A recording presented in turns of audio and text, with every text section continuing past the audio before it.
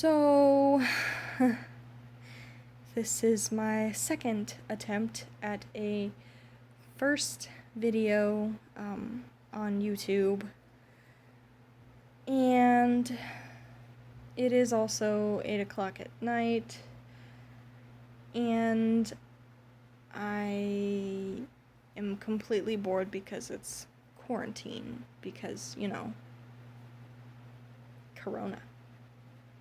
So, I decided if I'm ever gonna get this done, I'm gonna do it now because I am literally never going to get it done.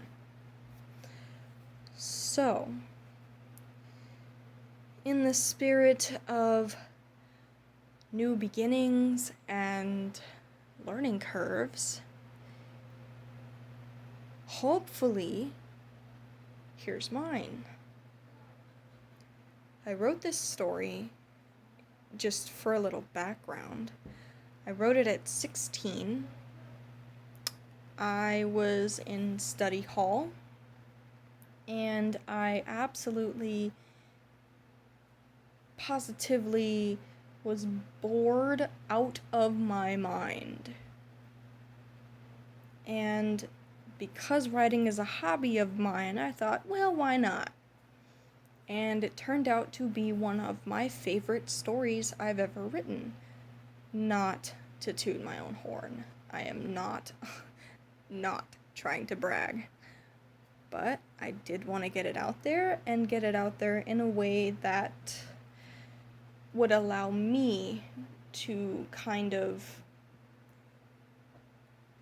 add, I don't want to say context, add a little bit more emotion to the words, because I find that I write it and it's a certain way in my head, and it is not that way on paper. It sounds completely different when someone else is reading it. So I wanted to record it with all of my writing, not just, this specific story. And I'm rambling. So let's get into the video. This is a story called A Student as Young as Me. Have you ever wondered what it's like to be invisible? What about being seen? Do you know those feelings? I do. Being invisible all depends on who you are, which can change as you get older. What if it doesn't? Then you stay the way that you are for the rest of your life. That would be my guess, but only if you're that stubborn. Being 16, I find that I don't know much. Although, I do know what it's like being in school. I know people get bullied, praised, isolated, straight A's, and crash and burn all around me. Being in high school is black and white, and being black or white still matters. Being a nerd or a cheerleader still matters. Being a teacher or a student still matters. Being you or someone else still matters. And no matter how hard you try to change, there will always be someone out there who hates you for any random reason, and there is absolutely nothing you can do about it.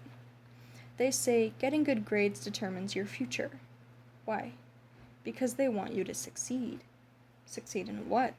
They tell you you are supposed to know that, and you cannot change your mind, because then the requirements for college will be different, and you will be off track.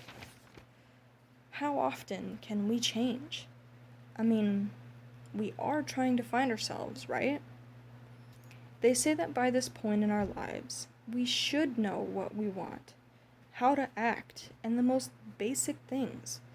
But those aren't basic, not at all. Those are the hardest things for a teen to know. Adults see just one mature moment and expect us to stay that way. That's not how this works. They say, experiment, find who you are. But they want us to do it within certain boundaries. Why? So they can control us. Why?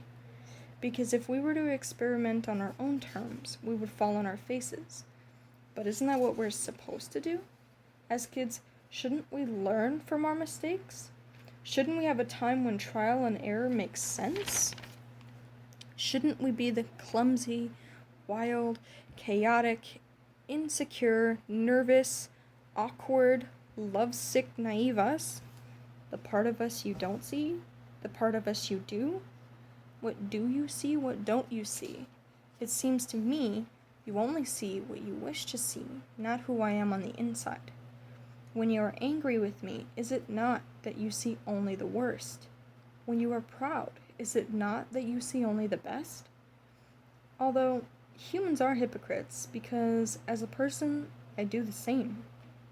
Admittedly, it is a fault of mine, and I wish, as a selfish person, not to change it.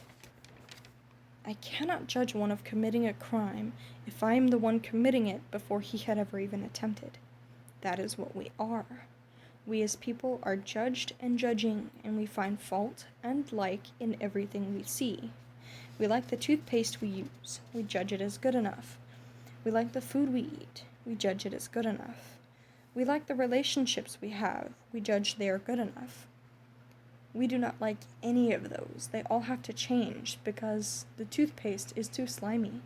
The food has a weird aftertaste. The guy you like is abusive. You have to change everything. How do you judge what is good for me based on what was good for you? Although I may be a child, a mother will base her guidance off of what has happened to her and believes that it is right.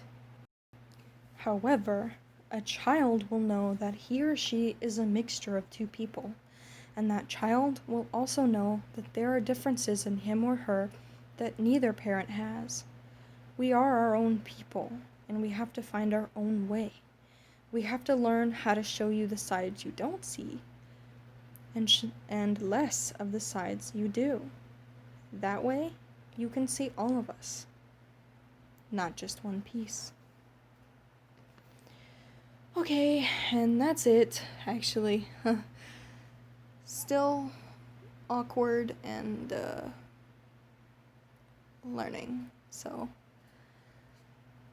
if literally anybody sees this, that would be great. If not, well, it's on record, so have a good night, and see you next time.